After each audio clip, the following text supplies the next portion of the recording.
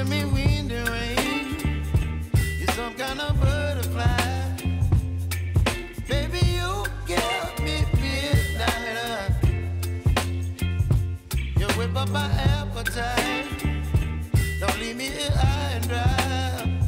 Oh, well, I don't wanna jinx it, baby, and twist myself at the spine. Don't wanna overthink it, baby. It's just twist your body and mine. Baby, you give me ice and fire. You're giving me wind and rain. You're some kind of butterfly. Baby, you give me midnight. Bonjour les amis, alors on se retrouve aujourd'hui pour une nouvelle vidéo. Alors comme vous avez pu le voir dans le titre, hein, on va parler de la serre, puisque oui, j'ai une nouvelle serre. Et oui, j'ai eu des galères pendant ma semaine. J'ai pris plus ou moins une semaine pour monter ma serre. Ouais, il fallait bien ça. Et peut-être est-ce la précipitation ou peut-être n'étais-je pas vraiment prêt.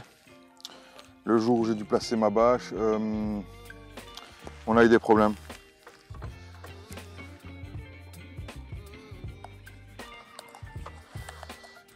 Le jour où j'ai placé ma bâche, le soir même et la nuit même, il y a eu une mini tempête. Bon, c'était pas une grosse tempête, hein, mais il y a eu un coup de rafale de vent. Et je n'avais pas regardé bien sûr la météo et je n'avais pas regardé la direction du vent. Alors, à savoir que j'ai voulu mettre ma bâche, mais j'avais pas réussi à mettre toute ma bâche. Je n'avais pas mis mes pignons, ni d'un côté ni de l'autre. Je n'avais mis que la bâche sur le côté parce que j'ai voulu l'enterrer absolument. Mais c'est pour ça que je dis que peut-être que c'est de la précipitation. Je n'ai pas regardé la météo et la météo nous prédisait des rafales de vent, des grosses rafales de vent qui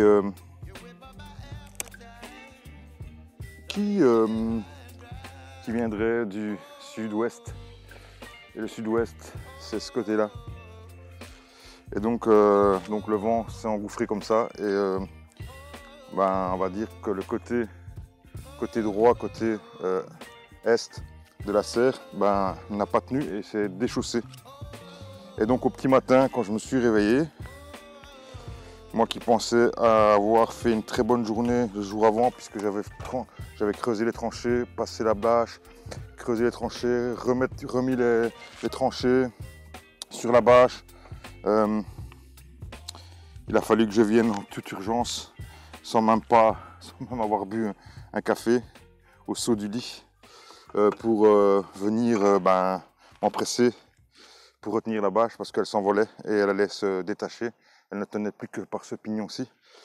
Et j'allais droit à la catastrophe et surtout droit à le remplacement de la bâche. Même si, il y avait que le vent qui avait pris dedans, mais elle se serait très fortement abîmée si elle aurait été, ne fût-ce que détachée et qu'elle se serait envolée. Il a fallu, de toute urgence, venir pour tout recommencer et surtout installer vite le pignon que je n'avais pas compris au début, puisque quand je suis arrivé, je ne savais pas qu'il y avait un problème de vent, puisque je n'avais pas regardé la météo. Et donc c'est ensuite, quand je suis arrivé, que j'ai commencé à regarder un peu le niveau de... j'ai vu que le vent ne venait pas de l'ouest mais du sud-ouest et que il soufflait et qu'il emportait chaque fois. Donc chaque fois que je remettais la bâche dans le sol, à chaque fois qu'il y avait une bourrasque, ça retirait. J'avais beau mettre des barres de fer pour essayer de tenir la bâche en attendant que rien n'y faisait. Et donc j'ai abandonné et j'ai commencé à installer le pignon. Sauf que bon, ben, il y avait énormément de vent et que ça m'a pris énormément de temps et sans non plus quelques déboires aussi, mais moins pire que la perte que, que, que la perte de la bâche, tout qu'on fait, on a quand même réussi à l'installer sans mal, hein. On a quand même mis beaucoup de temps pour l'installer. Mais bon, le principal, et comme vous pouvez le voir aujourd'hui, c'est que elle est installée. Alors, il n'y a pas que le vent qui est en cause sur le souci, c'est que toujours peut-être dans la précipitation du jour avant, donc du jour de l'installation de la bâche, je n'avais pas très bien enterré la bâche de ce côté-ci. Ne sachant pas, on avait installé la bâche. En voyant la bâche que j'avais de ce côté-ci, la longueur de la bâche côté-ci, je me suis imaginé que de l'autre côté, elle était quasiment le même, puisque j'avais quoi, 75 cm peut-être de débord par ici pour enterrer. Et je me suis dit, bon, il y a largement assez, il y a au moins la même chose en face. Sauf que j'ai fait une erreur et que je n'ai pas vérifié. Et que j'ai laissé la tâche en fait à mes enfants, à mon fils, de reboucher sans venir vérifier. En fait, lui, bon, il n'y connaît absolument rien, il ne sait pas ce qu'il faut. Lui, il dit, je lui avais juste dit qu'il fallait qu'il enterre la bâche et qu'il remette dessus. Il ne savait pas exactement s'il fallait beaucoup, pas beaucoup. Et donc, il a rebouché, ce qui était déjà bien gentil. Et sauf qu'il n'y avait pas assez de bâches en fait enterrées. Et ce qui est aussi fait que elle s'est déchaussée avec la prise au vent. Donc tout ça, c'est entièrement de ma faute, hein, puisque je devrais dû vérifier. Et je ne sais pas pourquoi, sûrement la précipitation, comme je vous disais. Je n'ai pas vérifié et le lendemain, je m'en suis voulu. J'étais très fâché envers moi-même parce que je n'avais pas vérifié. Malheureusement, mon fils est venu à ce moment-là pour essayer de trouver des solutions parce que en me voyant un petit peu dans la galère, il est venu voir ce qui se passait. Ne comprenant pas que la bâche était défaite, il est venu, je m'en suis pris un petit peu en lui demandant de ne pas me donner de conseils et de me foutre la paix royalement. Je m'en excuse déjà, même si je le ferai de vive voix, puisque je ne l'ai pas revu depuis ce week-end, puisqu'il est parti chez sa copine. Voilà, je dois m'excuser et il faut toujours reconnaître ses erreurs et toujours, quand on a fait des erreurs, il faut toujours les admettre, les reconnaître et surtout si on n'a pas accusé, hein, puisque je n'ai accusé personne, hein, je savais que c'était ma faute, je m'en voulais fortement à moi, mais j'étais très énervé en fait, j'étais très énervé le vendredi matin et donc en étant énervé, en m'en voulant, tout le monde l'a un petit peu pris pour son grade, que ce soit mes enfants, ma femme. Voilà, je m'en suis, bien sûr, ils n'en sont pour rien, puisque c'est à moi à vérifier, et eux étaient juste là pour me donner un coup de main, ce qui était déjà très gentil. Voilà. Donc quand vous faites des bêtises, et que si vous faites des choses en famille, il faut savoir que la saute d'humeur, ça arrive, hein, tout n'est pas parfait dans la vie, et que malgré tout, il faut savoir reconnaître ses erreurs et pouvoir se faire pardonner. Et donc, faites-vous toujours pardonner. Vous allez voir, faites un pas vers l'autre, même si vous êtes très fâché. Vous allez voir que les choses vont toujours mieux après. Alors, à l'heure où je vous parle, on est vraiment le dimanche soir.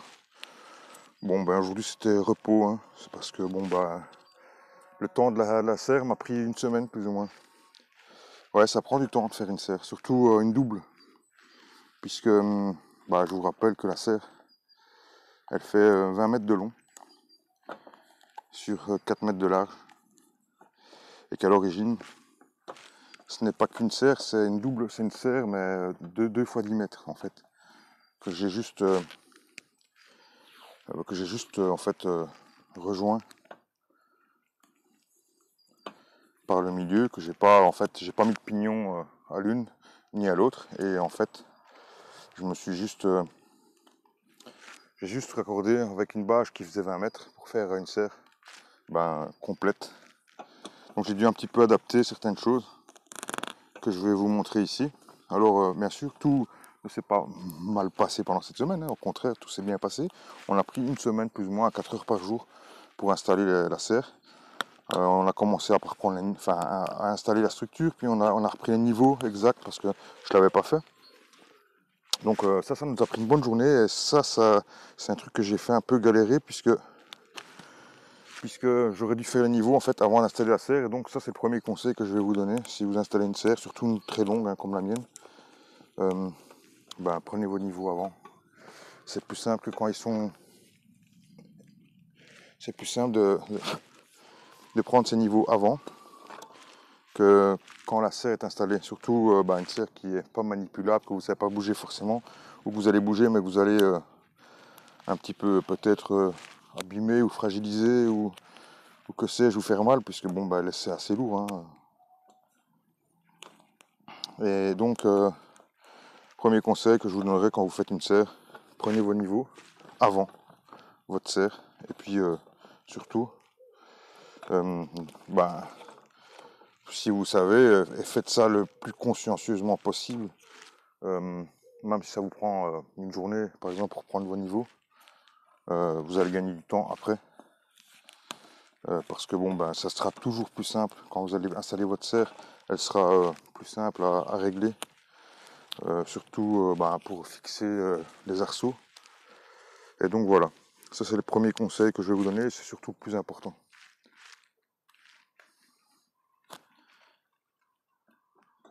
Alors cette serre, elle va me servir à quoi?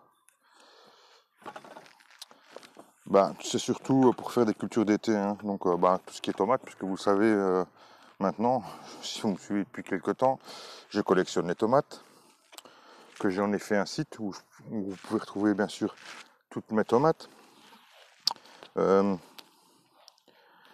Et aussi pour faire des légumes d'été, comme par exemple les aubergines, les poivrons. Parce que oui, nous avons eu l'année passée un très bel été, mais il n'est pas garanti que chaque année nous allons voir un été où nous allons voir 35 degrés tous les jours pendant 2 mois et demi, 3 mois. Et donc il faut pouvoir, généralement pallier à ça. Il faut savoir qu'ici en Belgique, généralement, nous avons beaucoup de pluie, et c'est surtout contre ça, l'été, qu'on combat, c'est contre les pluies, puisque la pluie et la chaleur, vous savez que ça ne fait pas bon ménage, puisque ça amène des maladies. Et donc voilà pourquoi, surtout, on a pris une serre. C'est pour faire ça en fait, c'est pour s'assurer quelques cultures d'été. Elle va me permettre donc de faire des tomates, encore plus de tomates. Je prévois de faire plus ou moins 300 plants de tomates chaque année. Et des tomates qui vont surtout être des nouveautés ou des choses pour faire des graines. Ou alors tout simplement faire des coulis, puisque ici nous sommes des gros consommateurs de coulis de tomates. Enfin des gros consommateurs, je sais pas si on est des gros consommateurs, parce que tout compte fait, quand je regarde, on mange 1 à 2 fois par semaine des pâtes à la sauce tomate ou de la lasagne ou une préparation, on va dire, à la sauce tomate. En fait, c'est un moyen de pouvoir conserver la tomate un peu plus longtemps, parce que sinon, on n'en mangerait qu'en été. Et donc là, vous êtes en train de vous demander, tiens, qu'est-ce qu'il fait avec son scotch depuis le début de cette vidéo? Tout simplement, en fait, j'ai adapté en fait des ouvertures et des fermetures. C'est des poignées tout simplement que j'ai adaptées, que j'ai coupées dans une table. C'est les pieds de table que j'ai coupés en fait là, tout simplement. Et donc ces pieds de table en fait me servent à fermer et à ouvrir ma serre un peu plus solidement qu'avec les attaches, avec les fermetures que la serre nous fournit.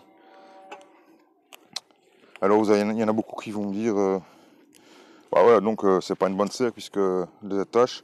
On va dire que le point faible de cette serre, c'est les fermetures. D'ailleurs, j'ai remarqué que depuis que j'ai acheté celle-là, puisque c'est la même que ma première, hein, c'est exactement la même serre, ils ont mis 2 fermetures, puisque apparemment une ne servait pas assez. Et maintenant, il y a 2 fermetures par porte, apparemment. Que je n'utiliserai quand même pas, puisque je trouve qu'elles ne sont pas assez fiables Et j'avais eu des désagréments déjà lors de mes premières fois où ma porte s'ouvrait avec le vent. Et où ça occasionnait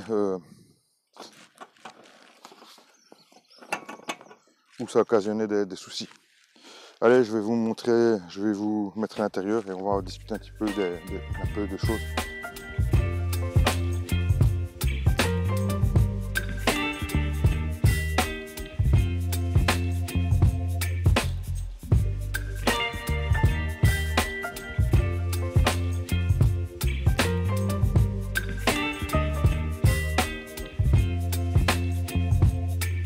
Baby, you give me ice and fire. You're giving me wind and rain. You're some kind of butterfly. Baby, you give me midnight. You whip up my appetite. Alors voilà, on se retrouve dans la serre. En fait voilà, c'est exactement la même serre que j'avais déjà avant, sauf que celle-ci, elle fait 20 mètres de long.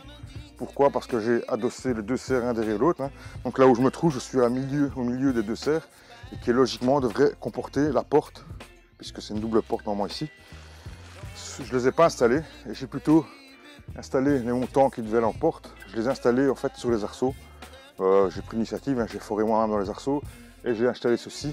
J'ai mis en fait les quatre pignons qui devaient venir ici. Je les ai installés en fait comme support de tomate, comme on appelle ça dans les serres professionnelles, ils appellent ça des supports à tomates. Ça n'existe pas dans cette serre-ci. Donc je les ai installés moi-même pour faire des supports à tomates, même s'ils ne serviront pas à support à tomates, c'est plutôt pour rigidifier un peu la serre, puisque logiquement elle serait rigidifiée avec les montants qui sont ici. C'est simplement pour ça que j'ai installé ces quatre montants là. Donc voilà. Ce que j'ai fait aussi, c'est que la bâche, je l'ai pris chez un autre revendeur, un revendeur pro, puisque il ne me proposait pas des bâches de 20 mètres de long. Donc j'avais l'occasion de pas, quand vous achetez cette serre, vous n'êtes pas obligé de prendre la serre avec la bâche, puisque vous pouvez prendre un grillage aussi pour faire un poulailler en fait. Il propose cet espace pour en faire un poulailler grillagé, et donc il vous propose de pas forcément prendre la bâche, ce qui m'arrangeait très bien, puisque j'ai pu prendre une bâche un peu plus longue de 20 mètres de long. Enfin, j'ai pris plus long parce qu'il va falloir faire les pignons, j'ai pris 26 mètres exactement. Donc j'ai pris une bâche de 26 mètres, donc de 20 mètres pour la pignon, 20 mètres pour la longueur et 3 mètres de chaque côté. Et comme ça, et puis je pouvais faire de deux serres, une serre, et donc doubler ma capacité sans devoir remettre des portes, ainsi de suite. Ce qui permet d'avoir un confort facile. Voilà, donc je suis assez agréablement bien surpris, même si la toile a pris cher, je ne le cache pas, puisque on a dû un peu forcer, on a dû tirer, on a dû pincer, et donc j'ai même acheté du scotch parce que j'ai vu à certains endroits qu'elle avait des coups de faiblesse, donc je ne vais pas chipoter, j'ai acheté du scotch exprès réparateur pour la bâche, et je vais en mettre directement pour ne pas qu'elle s'abîme encore plus ou que le trou s'agrandisse avec le temps. Voilà. Donc voilà, j'ai mis une semaine plus ou moins pour monter toute la serre. C'était pas une semaine à 8 heures par jour, on a juste fait de midi à 4 heures, à 5 heures, voilà. Ce qui a été le plus long, c'était surtout de régler la serre, puisque le terrain n'était pas très droit, donc il fallait vraiment régler. Et du fait qu'on avait monté la structure, c'était pas facile, donc un conseil, faites-le avant, comme je vous l'ai dit, c'est beaucoup mieux. Ensuite, ce qui était dur physiquement, c'était de faire les tranchées à la pêche, donc 20 mètres de chaque côté. On a dû faire ça en fin de journée en plus, parce que on avait installé la bâche, j'ai dû commencer à creuser, puis installer la bâche, puis refermer les trous. Et le lendemain, rebelote, on a dû refaire les trous, retirer pour remettre la bâche convenablement. Et pour enfin reboucher les trous, j'ai même racheté des sacs de sable parce que du fait qu'on a un petit peu, c'était moins tassé, j'ai racheté du sable pour vraiment mettre encore plus de poids. Donc vous verrez, bien sûr avec des vidéos que je vous montre à l'instant, que c'est pas facile. Donc voilà, cette serre m'aura coûté la bagatelle de plus ou moins, attendez que je réfléchisse pour pas dire de bêtises, je vais dire, ça m'a coûté plus ou moins 1300 € pour les 20 mètres, avec la bâche et les accessoires.